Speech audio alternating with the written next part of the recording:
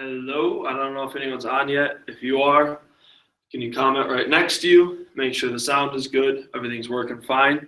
We'll give people a couple minutes. It's always a little awkward when you're the only one in the room, but it'll be a good one.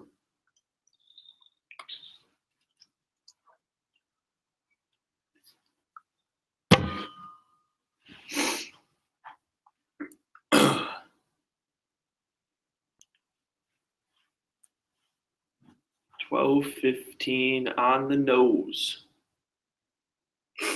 Give it a couple minutes as normal. Excited about today. Excited about conference coming up really quick, right around the corner. Let me shift this over so I can see a little better.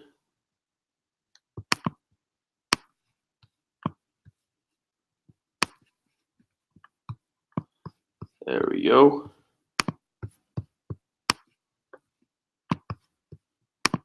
Perfect. We'll give it one more minute. When you log in, go ahead and comment in the bottom. If you hear no sound, let me know.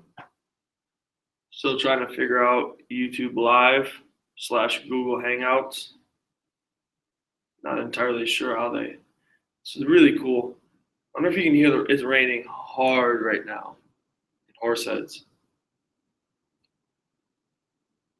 It always sounds like hurricane force at the church. All right, let's get started. It's crazy distracting. I want to talk to you today about Samson's leadership flaws, because I think we can see a lot of things he did and take notion of them. I believe that the Bible is clearly to learn not only what we should be doing, but what we shouldn't be doing. And Samson was a great example of things that we should not be doing. So I want to talk to you about those today.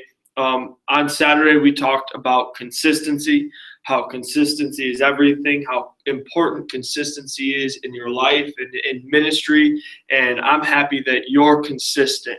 I want to let you know that this will be our last week of Equip groups before we take our summer break, and you'll be getting an email on what we'll be doing in place Sunday afternoons in preparation for conference. I'm really excited. I think we have a killer plan. We have, I think, like 32 days until conference. I'm pumped, excited.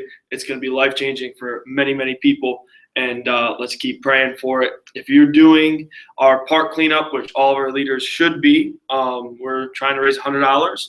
That's not this weekend, but next weekend. So you have a couple weeks left to try to raise $100. And again, we need any amount of money we can get. We still have about 12 grand to hit budget. So the more you push, the more impact you can have. And I know we have some people who are hustlers that can make way more than 100.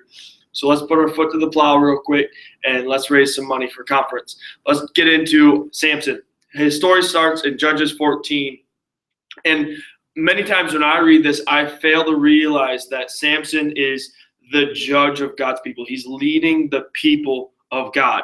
And when you read it through this context, it's completely different how foolish the things he did. It was stupid, many things he did, but how crazy is it, the things he undertook as the leader of God's people. Now, you are a leader of God's people, and I don't want you to make these same mistakes. So very first, we see straight out of the bat, in Judges 14, verse 2, he was called to deliver God's people from their enemies, but he ended up marrying one of the enemies.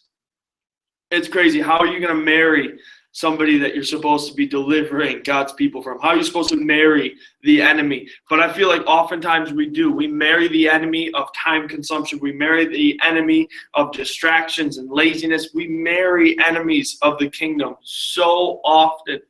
Second thing he did is he made a foolish bet with his opposition. Why are we betting with destiny?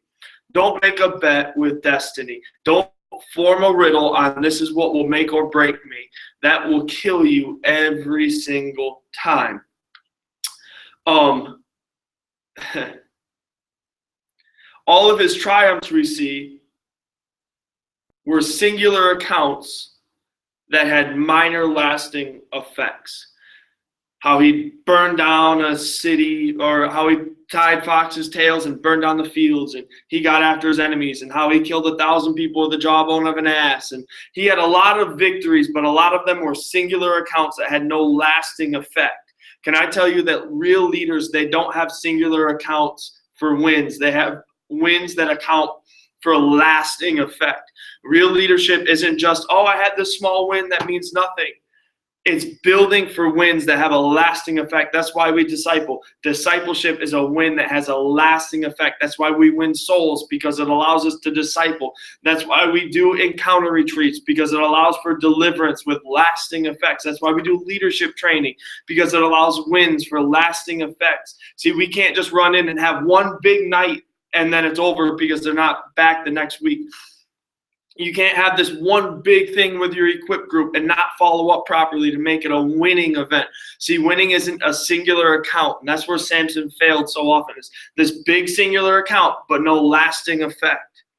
Another one is he allowed his distractions, and this is chapter 16, 4 through 20. He allowed distractions to destroy his destiny. We see this. This was his account with Delilah. What are you doing, man? The distraction of the enemy, the distraction of a lady, the distraction destroyed his destiny. He decided that dating Delilah was greater than his destiny.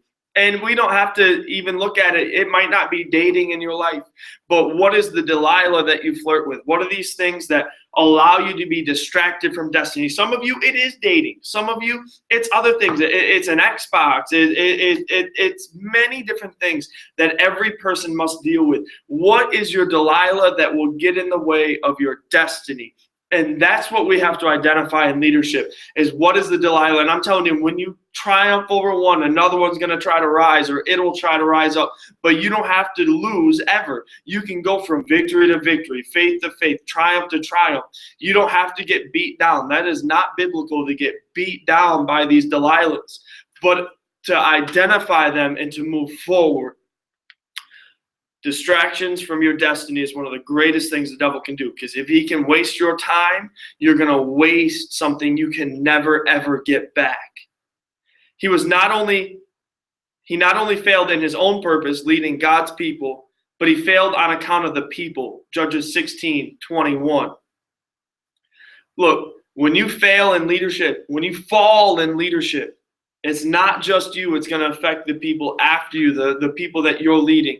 See, that's why character and holiness and harvest. This is why all of these things are so important that we're going over this year. Your holiness doesn't only affect you, it affects who you're leading. What you allow in your life is allowed in their lives. And the defeats you have in your life will then be allowed in their life. I will not be accounted for someone else's defeat. Carl Lentz, I quote him on this all the time. He said, I lead 7,000 people. I don't have the right to have an off day spiritually. I don't have the ability to have an off day, because there's 7,000 people that are depending on me for a fresh word or for something new, or to lean on me when they need the strength. See, we don't always have the ability to have an off day spiritually. Well, I just have a small group of like 6 people. You don't have a right, because if you can't do it for the 6, you'll never do it for the 600. You'll never do it for the 60 or the 60. What we do now with what we have is what we'll do with when we have greater. And if we can't take care of what we have right now, we won't be trusted with greater. Like getting a hold of Karen about your small groups, or about visitors or salvations. We need that communication. That's something simple. He allowed pride from his victories to cloud reality of his reliance on Jesus. And that's something that happens way too often, is we get very excited and we get pumped about the victories we have, and sometimes we can account them for ourselves instead of them to Jesus. Remember, he said, oh, I'll just break the ropes, I'll just break it off like I always have. And he allowed pride to get in the way of the victories that were really through the Spirit of God and not through him. See, naturally he was weak, but supernaturally he had super strength. You can't allow the victories that you have in the past to move forward in your own reliance, your own ability, your own capabilities. Now, those things are great and all, but if we're not relying on the Spirit of God, the Holy Ghost, to push us forward for those victories, for that purpose, for those things to be unfolded, you will get so caught up in pride that there will be a fall. And I'm telling you, that's the last thing you want to do. You have to remain consistent and reliant upon the Holy Ghost and what He has given you to defeat whatever you're instead. Another one of his things, he continued to lay with sin instead of destroying it. If you have something in your life, stop laying around with it. The Delilah we talked about, the Delilah that you've identified, stop sleeping with it. Samson blows my mind, and we read it and say, how stupid could you be? Dude, she tied you up with 7 bowstrings, and the enemy came in, but you went back the next night? What, are you dumb? What, she tied you up with rope and called in the enemies, and you stayed there? What, are you dumb?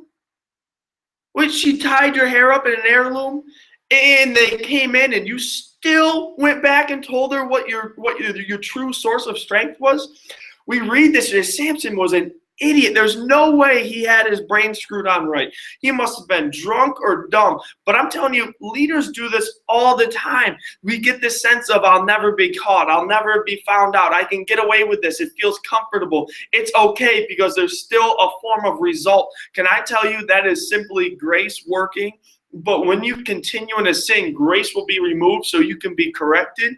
And if you aren't, I'm telling you, if you don't get this in line, grace will be removed. Your sin will be uncovered so it can be addressed in leadership. God doesn't play that game. I'm telling you, when you give up your true source of strength is when you step out of that umbrella.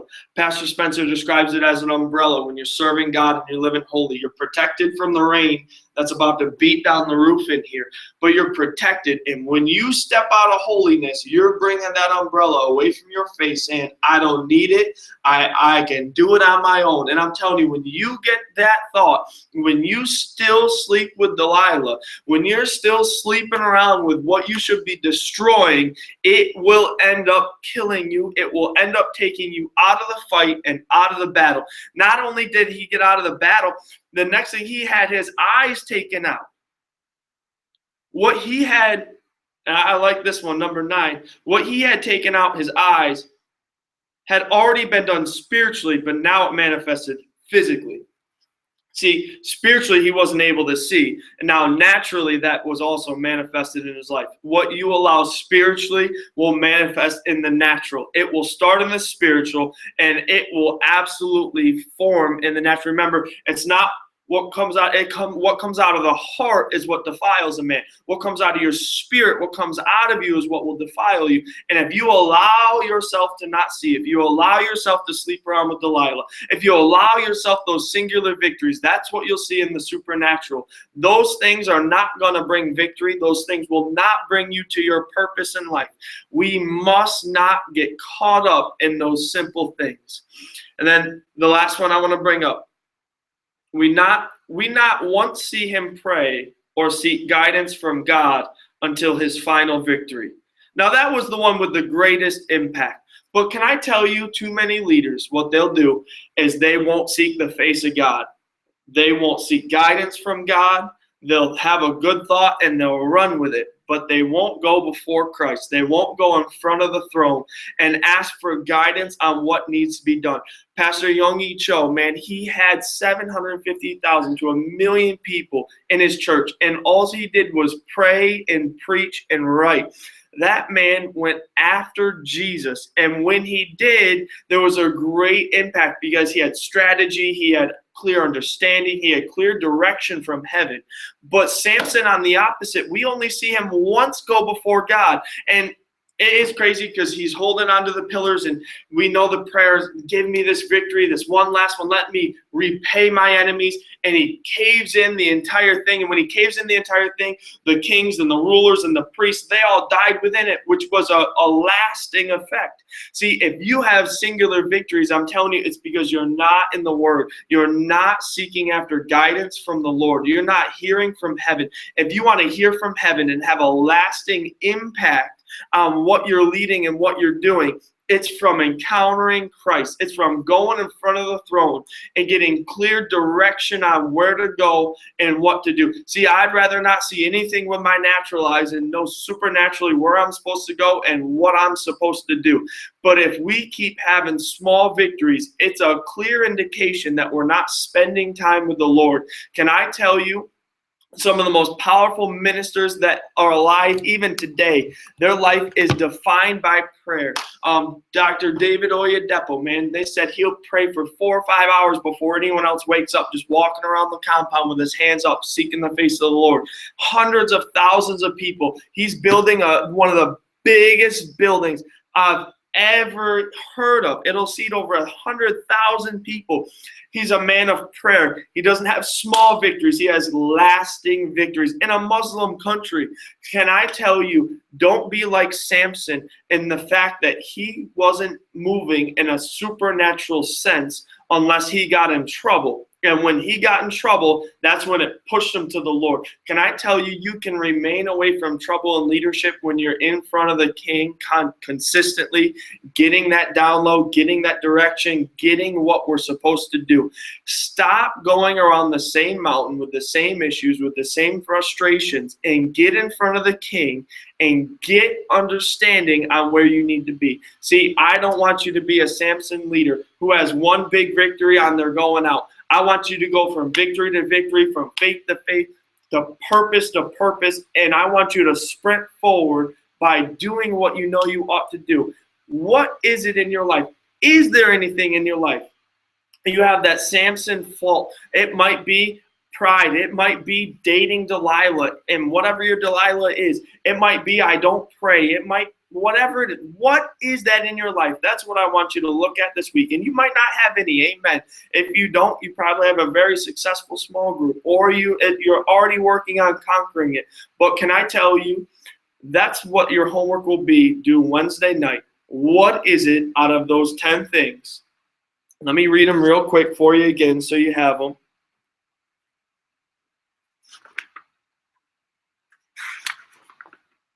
1, called to deliver from the enemies, but ended up marrying one. 2, made a foolish bet with his opposition. 3, which means he gambled with destiny. 3, all the people he told his secrets to were being used by the enemy. I forgot to do that one. 4, all triumphs we see were singular accounts of wins that had minor lasting effects. 5, allowed distractions to destroy destiny. 6, not only failed in his own purpose, but failed on account of the people for their purpose. 7, allowed pride from victories to cloud reality of reliance on Jesus. 8, continued to lay with sin instead of destroying it, dating Delilah. 9, had eyes taken out, what had been done spiritually manifested physically. And 10, a lack of prayer and guidance from the Lord until his last victory.